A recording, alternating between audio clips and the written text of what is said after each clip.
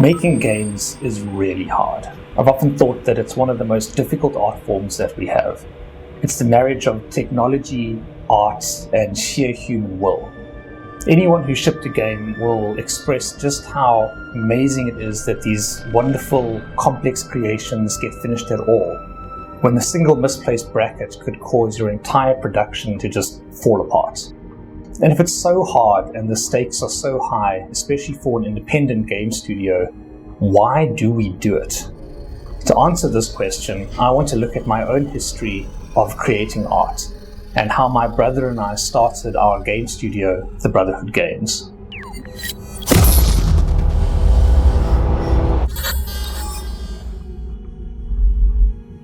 I'm obsessed with film. When I was younger, all I wanted to do was make movies, but not just any movies, epic science fiction movies. Jurassic Park, Star Wars, Star Trek, Aliens. Through my love of these stories, I became fascinated by what went on behind the camera. The production side of things, the miniature models, the men in rubber suits covered in KY jelly. When I was 13, my father showed me a piece of software that he had bought for his interior architecture company called 3D Studio. I started playing around with the software and I just never stopped. When I eventually matriculated from high school, I had no idea what I wanted to do, so I started doing 3D illustrations for interior designers. There was a shift that was happening in the design industry, where people were moving from hand-drawn plans and illustrations to computer-generated ones.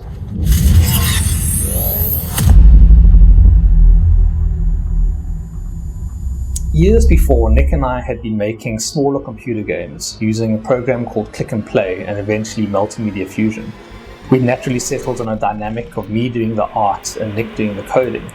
The idea of doing some sort of creative company together was always in the back of our minds. When I turned 21, we had a cup of coffee and decided if we were going to do something together, now would be the time. We both recently watched a small documentary on the founding of Blur Studios by Tim Miller, and we were really amped up. So we started our first company called Burn Visual Illustration.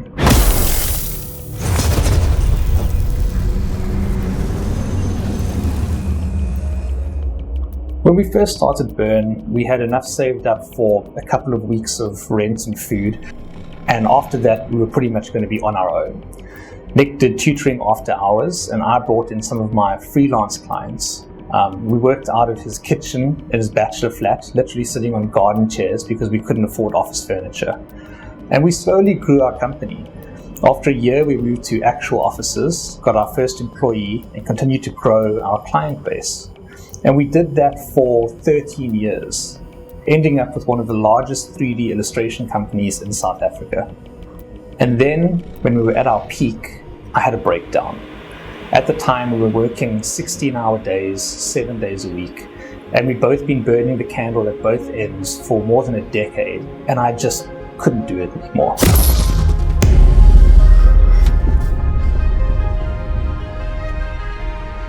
In the previous years, I'd always had a small art project on the side that I would do just to keep me sane. And one project that I'd stuck with for about 2 years was a small adventure game called Stasis. Around this time, the Double Fine Adventure Kickstarter happened, and Kickstarter sort of blew up. I suggested that we try to do a Kickstarter to fund a replacement for me at the company and give me about a year to finish the game.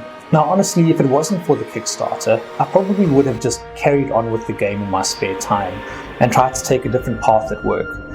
But Kickstarter definitely gave us the confidence to go forward with the project. It also made us accountable. We had to get it done because people had already paid for it. Nothing motivates you more than the sword of Damocles hanging over your head.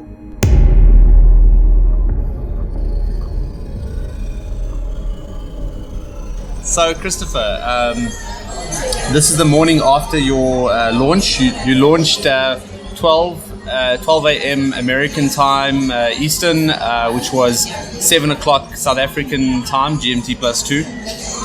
So how do you feel, walk us through the emotions of that launch?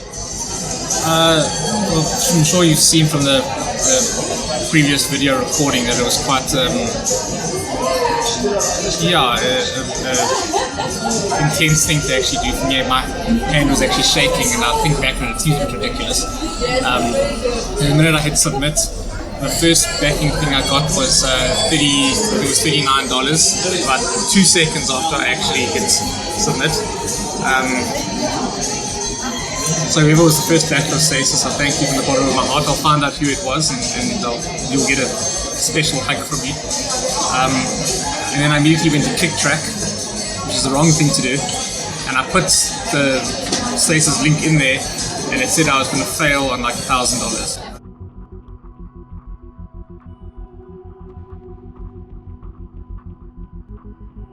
Even with the large budget from Kickstarter, the money we made didn't actually cover any sort of salary, and we put 100% of our funding directly into production costs.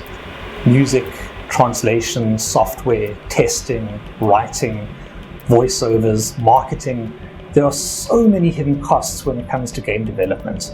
And without Nick keeping our company going at the same time, the game wouldn't have turned out anywhere near as good as it was.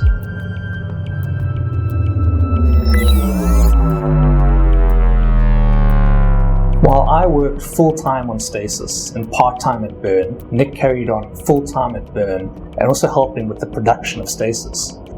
We both worked 2 jobs for 18 months, but we got it done. And it sold enough to let us take on our next project a bit more seriously and set up a full-time game studio called the Brotherhood Games. Those 18 months of production were hard. Often creators are plagued with self-doubt, by worries if what we're doing is going to be worth it. Are these thousands of hours of study, learning, and application going to be wasted? But when that first review of Stasis came out, I can tell you honestly that it was worth every sleepless night. Knowing that there are people out there who were living in this world that we created was an amazing feeling. And it's that high that we chase. It's that feeling that washes away the bad, that makes you go, that was awesome, let's do it again. My sister is busy emailing out, doing her press thing and emailing out people, and I just want to say I couldn't have done this without my brother and sister together helping me. Sister-in-law. Sister-in-law. We're a good team, we've always been a good team in our business. We are an effective team, to quote Tom Cruise.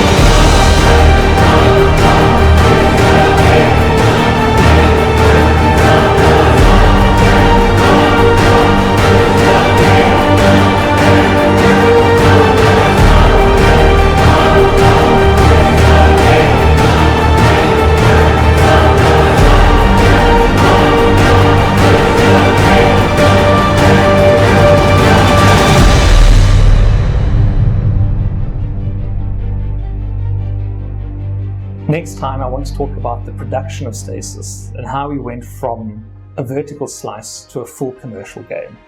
Until next time.